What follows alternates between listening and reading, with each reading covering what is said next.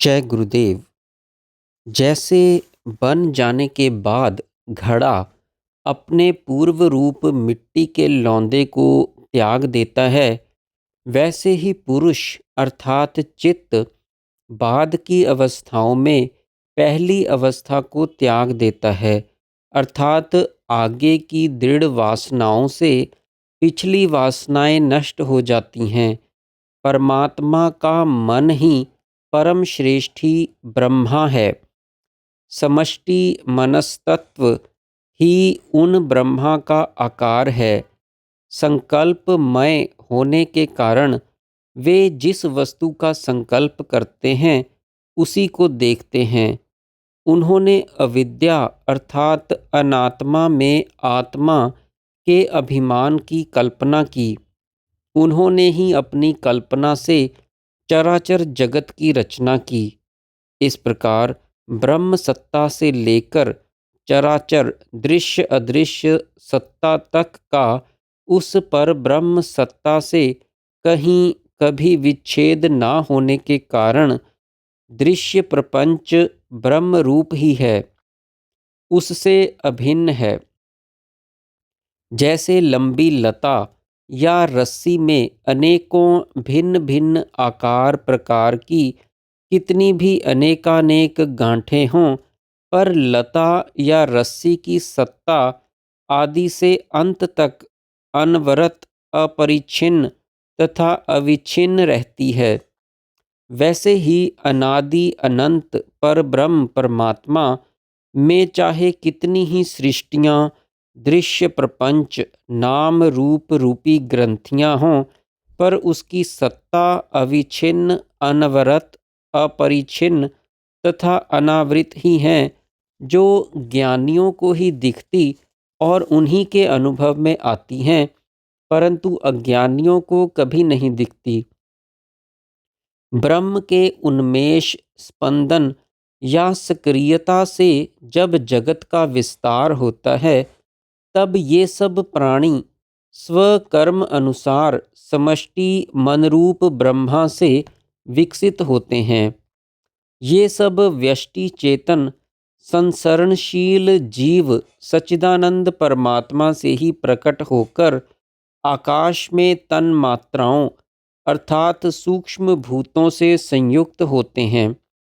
फिर आकाश में स्थित वायुओं के मध्यवर्ती जो 14 श्रेणियों में विभक्त जीव हैं, उनमें से जिस जीव जाति में रहने से जो जीव जैसी वासना और कर्म के अभ्यास में प्रवृत्त होते हैं, वे उसी जीव जाति की प्राण शक्ति द्वारा स्थावर अथवा जंगम कारण शरीर में प्रविष्ट होकर रज वीर्य रूपी बीज भाव को प्राप्त होते हैं। तत्पश्चात योनि से जगत में जन्म लेकर वासना अनुसार अपने कर्म फल के भागी होते हैं।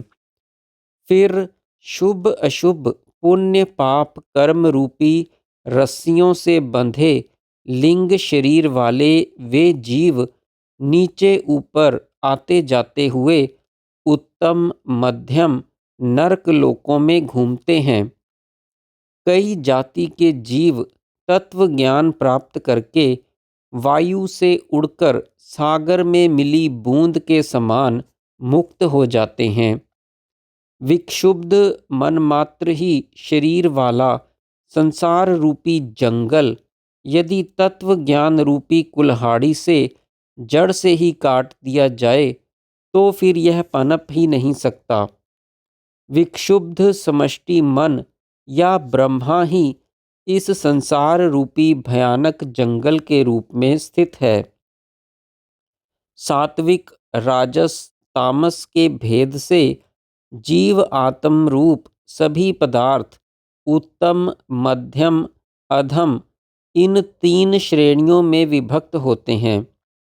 इनकी विभिन्न 7 भुवनों 14 लोकों में जो उत्पत्तियां बताई गई हैं, उनकी श्रेणियां इस प्रकार हैं।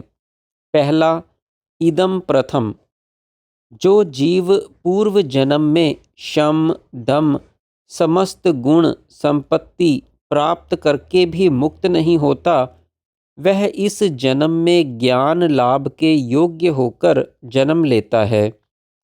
दूसरा गुण पीवरी, यही इदम प्रथमता यदि वैराग्य की कमी के कारण मोक्ष ना दे पाई हो, शुभ संस्कारों से युक्त भोग वासना वाली हो, तो भोगों को भोग कर वासना क्षय होने पर कुछ ही जन्मों में मुक्त हो जाता है। तीसरा ससत्वा, जो सत्व गुण का उत्कर्ष होने पर मोक्ष की पात्रता प्राप्त करेगा, इसके पाप पुण्य मिश्रित होते हैं। चौथा अधम सत्वा, दुष्कर्म जनित वासनाओं से मलिन, भांति भांति के भले बुरे कर्मों से संकल्प युक्त सहस्त्रों जन्मों में ज्ञान का भागी होगा।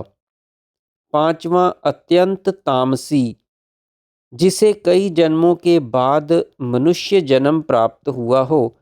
अधम सत्वा ही अध्यात्म शास्त्र से विमुख हो तो अत्यंत तामसी है। मनुष्य जन्मों में भी इसकी मुक्ति संदिग्ध है।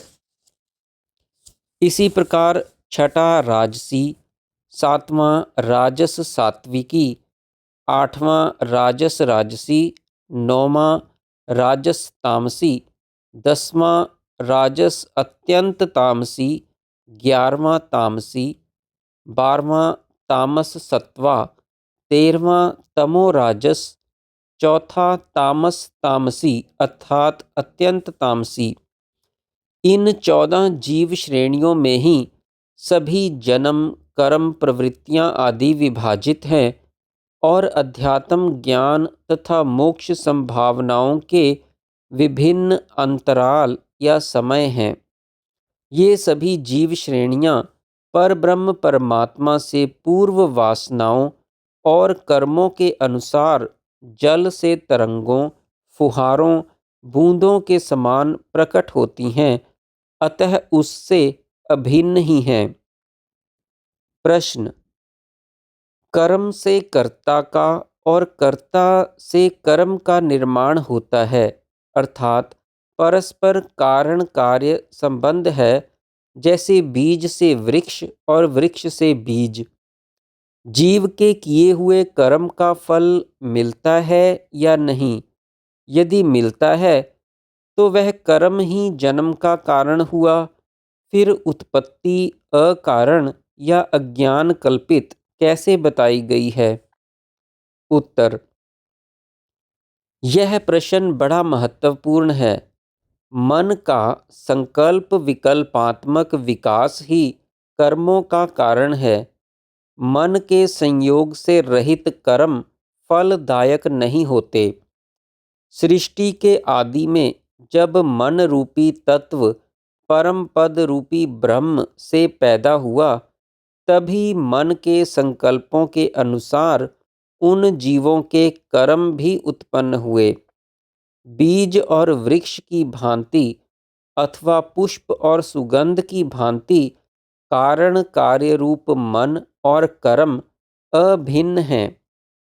इस जगत में क्रिया का होना ही कर्म बताया गया है। उस क्रिया का आश्रय देह भी आरंभ में मन ही था, अर्थात मन का ही संकल्प होने के कारण देह भी मन का ही स्वरूप है।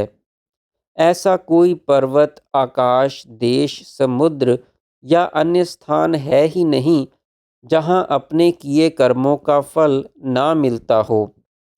कर्मों का फल सर्वत्र सर्वदा सर्वथा अवश्यम भावी है।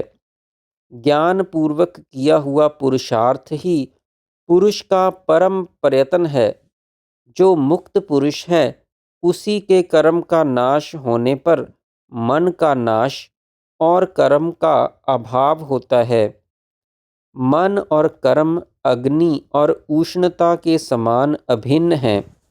एक के अभाव से दोनों का अभाव हो जाता है। जय गुरुदेव।